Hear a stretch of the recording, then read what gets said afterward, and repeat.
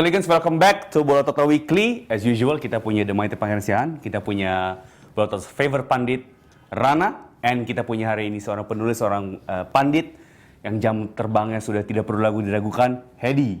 Hedi, welcome back. Guys, hari ini kita akan hakimi hari ini Manchester United.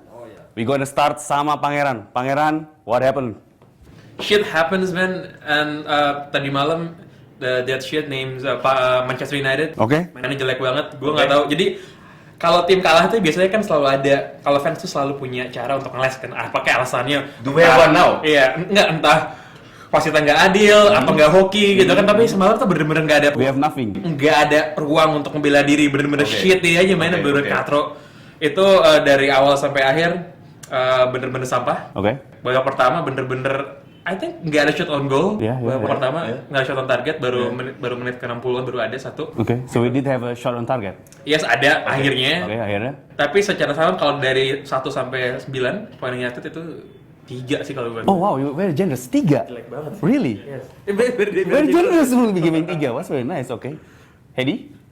Ya outclass jelas Oke. dibanding City. Oke. Tapi Moyes sendiri juga nggak bisa jelasin kenapa dia bisa kalah kayak gitu. Moyes nggak bisa jelasin karena rekor dia sendiri di kandang City Sangat buruk. 6 kunjungan terakhir ke sana sama Everton, dia 4 kali menang di sana. Oh, so very good gitu loh.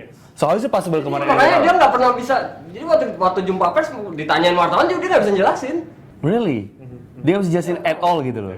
Dia harus jelasin kenapa Ashley yang dimainin dari pertama. Kalau kita baca komentar-komentar Moyes, dia hanya bilang bahwa ini memang harus ada yang dibenerin. Yeah. Tapi dia sendiri nggak tahu apa yang harus dibenerin, apa nggak tahu dia.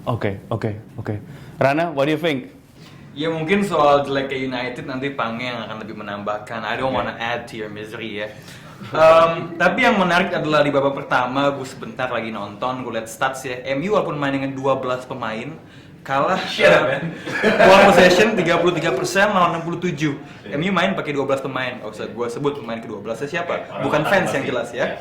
Tapi I want to highlight bagusnya City juga sih. Oke. Ya, outclassed ya, secara taktis ya. City kelihatan kayak tim yang lebih well coached dibandingkan Manchester United ya. Formasi 4-2-3-1 kadang-kadang jadi 4-2-2-2. Itu kuncinya adalah partnership. Gue ngeliat itu padu banget. Aguero sama Negredo di depan, tahu role-nya mesti ngapain.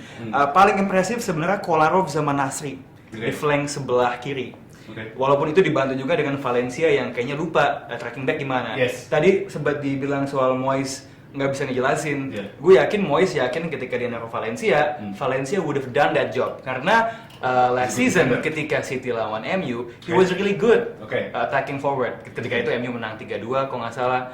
Tapi sepanjang pertandingan itu flank sebelah kiri itu overload and yang lucu lagi. Gol pertama Valencia. Gak hanya gol itu aja, tapi banyak banget peluang di mana jatuh dari sayap kiri, di mana Kolarov tuh kosong, situasi 2-1, Valencia nggak tracking back, Fellaini nggak helping juga. So menurut gua yang gua akan sangat sesalkan kalau gua fans MU adalah selain itu mainnya jelek, ada elemen kesalahan defense, kesalahannya berulang yang sama-sama terus. Oke, Pangeran, kenapa defense kita jelek banget kemarin? What happened? I think Bukannya kita Rio Ferdinand sama Vidic? Gue Rio Ferdinand harusnya udah mulai dirotasi. Oke.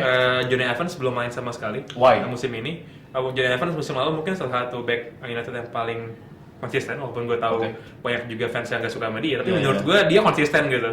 Mungkin gak terlalu bagus banget, teman at least dia safe lah. Menurut gue Rio sama Vidic, it wasn't their best night semalam gitu. Tapi memang gimana bilangnya? Maksud gue, gol pertama, gol kedua, menurut gue kayak 3 gol dari City itu back tengahnya kacau banget sih. Kayak fundamental banget kayaknya itu basic banget sih menurut gue.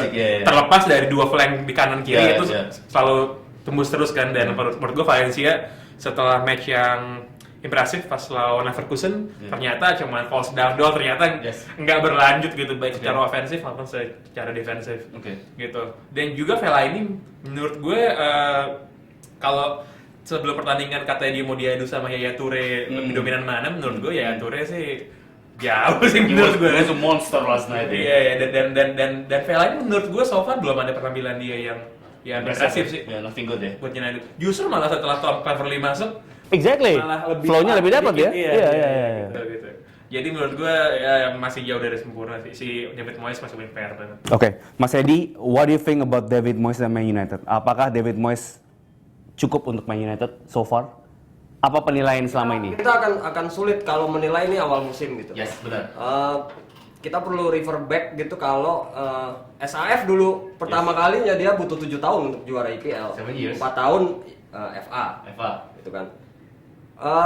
Nggak ada jaminan gitu Moyes tahun pertama harus sukses gitu karena Oke. Sir Alex Ferguson walaupun dengan level squad yang beda gitu ya. Oke. Zaman Ferguson pertama kali dan sekarang. Yes. Sebenarnya juga nggak bisa diadili sekarang gitu Moyes. Oke. Gitu loh. Apalagi dia pilihannya SAF tuh. Yes. Dan pasti nggak ada yang salah gitu kalau mau lihat banyak dikit gitu ya kayaknya nggak ada yang salah gitu penunjukan dari Yes. SAF gitu kan. Yes. Dan Moyes di Everton walaupun nggak punya gelar, Yes. dia berkali-kali menyelamatkan Everton. Dia datang pun ketika Everton hampir degradasi. Oke. Kemudian akhirnya berada di 7 besar terus gitu. Oke. Dengan dana terbatas. Harusnya sebenarnya MU ini kan juga skuadnya juga dalam 3 tahun terakhir di Liga Inggris juga bukan yang terbaik gitu. Yes. Nilai squad tuh dibanding City kalah, dibanding Chelsea kalah. MU cuma nomor 3 gitu. Yeah. Nggak tahu ya mungkin Moyes butuh adaptasi yang lebih panjang kali ya. Oke. Tapi kalau soal defense dari musim lalu pun defense MU udah bermasalah gitu. Yes. 43 gol musim lalu kebobolan Yes. MU. Sampai dihina-hina oleh Gary Neville bahwa MU pemain belakang perlu belajar lagi lebih banyak gitu ya. Dan Moyes waktu datang memang dia tahu bahwa masalah terbesar squad MU sekarang adalah pertahanan. Kelihatan kok kemarin waktu lawan City aja kelihatan bahwa pertahanan nggak pernah sejajar. Pemain City yang rajin bergerak, Jesus Navas, Yes. Negredo, Yes. itu diikuti terus gitu. Padahal bola terobosan gitu ya. Yes. Kalau misalnya nggak diikutin kan bisa ditarik offside misalnya kayak gitu. Yeah. Jadi emang masalahnya ada di defense pertama. Oke. Dan kelihatan ya kalau dibanding siapa? Pellegrini, Ya. walaupun Pellegrini juga belum ada gelar di Eropa, Yup.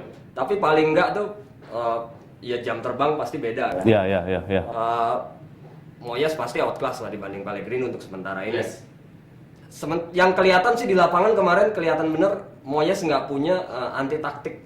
Exactly. Padahal yang dilakukan Pellegrini sebenarnya nggak apa ya? Spesial Nggak istimewa banget. Iya, gitu. istimewa banget. Dia main klasik Yes. pakai sayap Yes. kiri kanan. Yes. Tapi memang high defense. Yes. Ya kan? Yes.